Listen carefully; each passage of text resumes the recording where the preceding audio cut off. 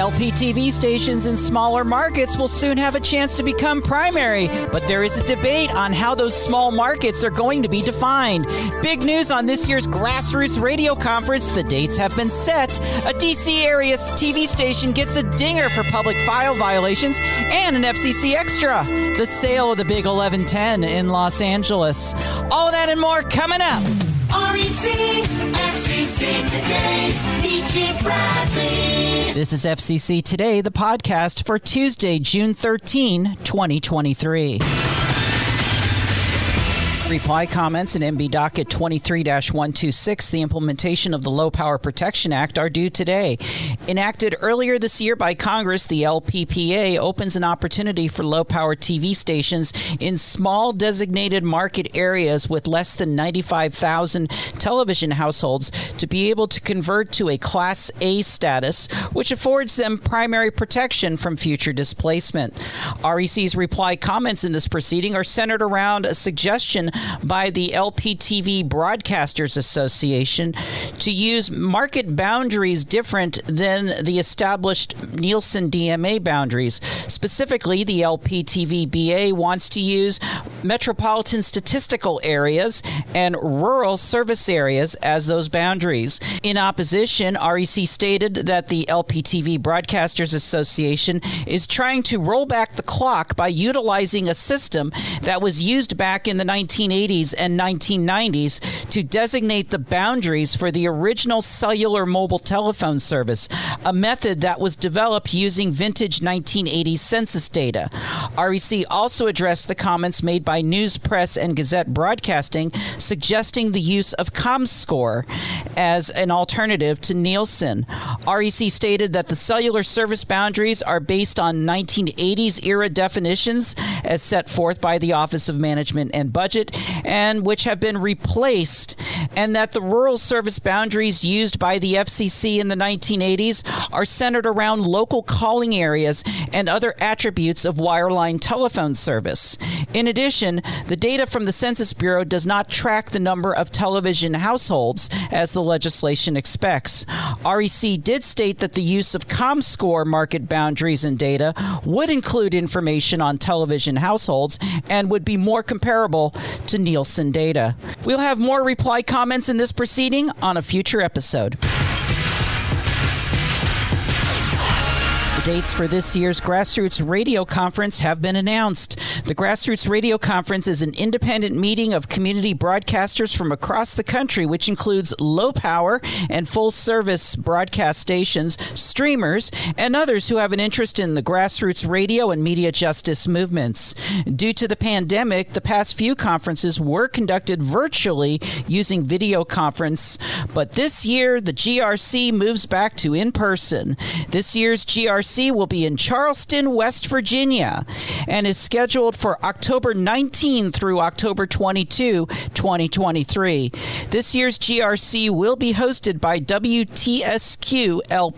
GRCs normally include workshops with topics including production techniques, legal and regulatory issues, station management, as well as the use of radio to address current events. With the potential of an LPFM filing window coming up, this year's GRC may be a great place for prospective broadcasters to help get their feet wet and get some basic training on the community radio model. The GRC also serves as the annual meeting of Pacifica Network affiliates. More information about this year's GRC will come out later. Stay tuned to all REC Network's channels for more information about this conference. Hey, it's Michi with a reminder. If you're listening to this on the Michelle Bradley YouTube channel, please remember to like this video, subscribe to the channel, and hit the notification dinger to be reminded of future content, both oral and visual. Thank you again for your support. While radio broadcast stations who have failed to meet their quarterly obligations for the Commission's Online Public Inspection File, or OPIF, are normally settled with a consent decree and no civil penalty, this is not the same for television. Entravision Holdings, LLC, licensee of WJAL, Silver Spring, Maryland, has been issued a notice of apparent liability for $18,000 for failing to timely file their quarterly issues and programs lists. They also failed to timely file required children's television programming reports. In their license renewal application, Entravision did disclose that several issues lists and children's television reports were not timely uploaded into OPIF. A staff review showed that Entravision filed 10 issues lists more than 1 year late, and 4 additional lists filed more than 1 month and less than 1 year late. They also filed 3 quarterly children's television programming reports over 1 year late. In 2019, the FCC modified the rules and now only requires an annual children's television report as opposed to quarterly reports. Entravision noted that the bulk of the late filed items took place during the time when the FCC undertook the reverse auction and post-auction procedures related to the TV channel repack. In the reverse auction, the station did relinquish their spectrum usage rights and entered into a channel sharing agreement with TV station WUSA, Washington, D.C.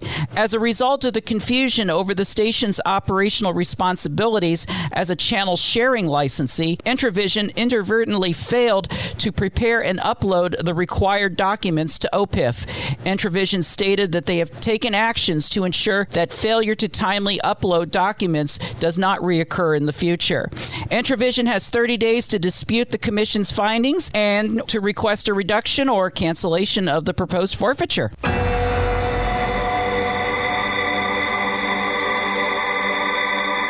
In the latest update from the FCC regarding Guam, we saw a slight increase in the number of down cell sites, going from 61 to 65 cell sites, or 20% of all sites on the island. 252 cable and wireline subscribers have been restored, bringing that number down to 2,326. The FCC has extended the waiver of the Citizens Broadband Radio Service rules to Federated Wireless due to the continuing commercial power crisis on the island. The FCC originally granted the waiver on May 30, 2023, which exempts Federated from certain regulations that require the operators in this 3.5 gigahertz service to include systems that monitor frequencies for incumbent federal users before transmitting. During the waiver period, Federated is following conditions that require coordination of operations with the Department of Defense. Yesterday's order extends their waiver until July 28, or unless power is restored prior to that day. The Disaster Information Reporting System remains activated for Guam. FCC Extra. Michi Bradley.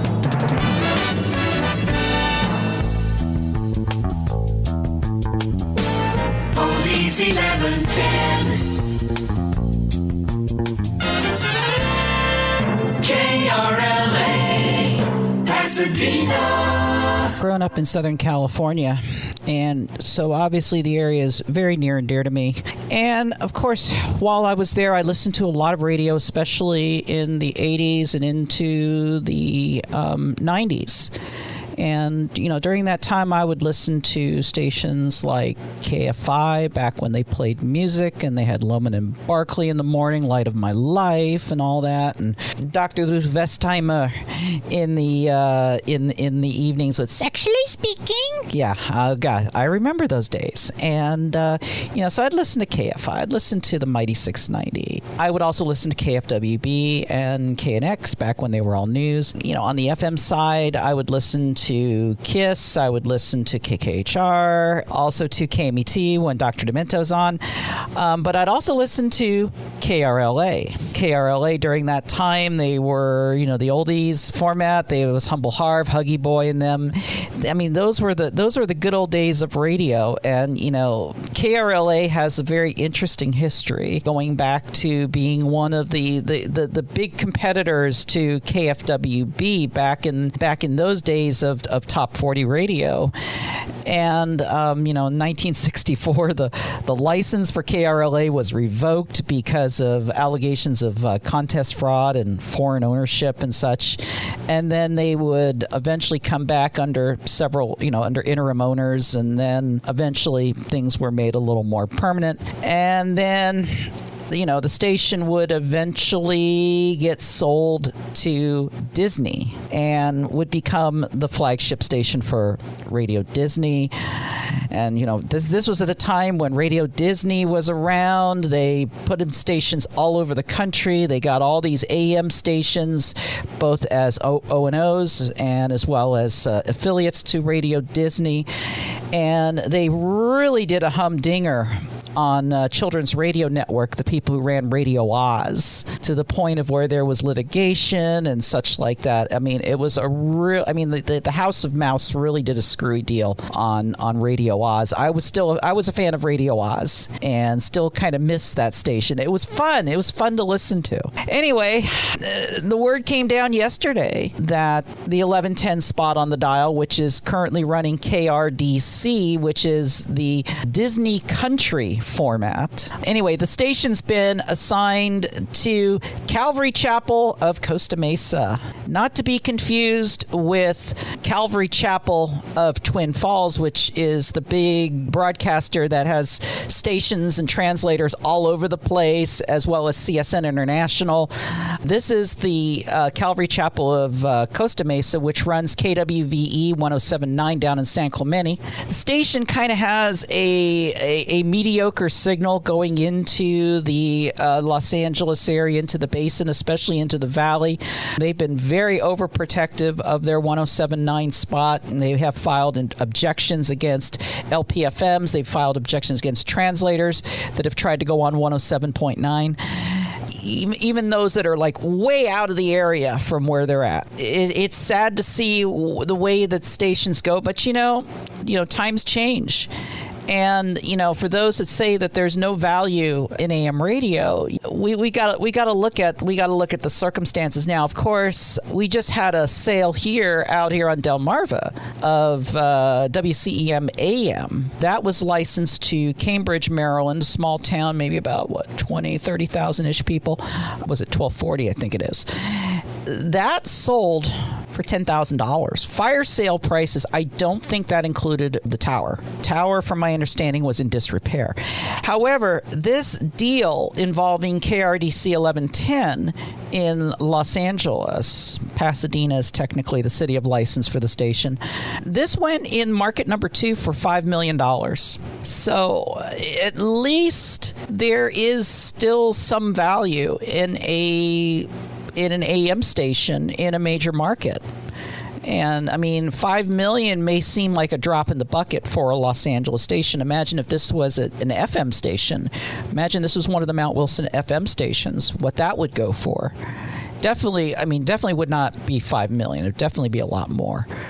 But it just goes to show you that, things do change. And, while I'm not too happy that Calvary Costa Mesa has got this frequency, at least they're keeping AM radio alive and well. I mean, this station can go away like the average of one a week that's been going away on the AM dial. So at least we're seeing that people are investing in AM radio, even if it's a $10,000 deal on a small Class C in a smaller town, or $5 million in the big city. So there we go. $5 million for 1110 in Los Angeles. Now, get that baby bullshit off the air and let's boogie, partner!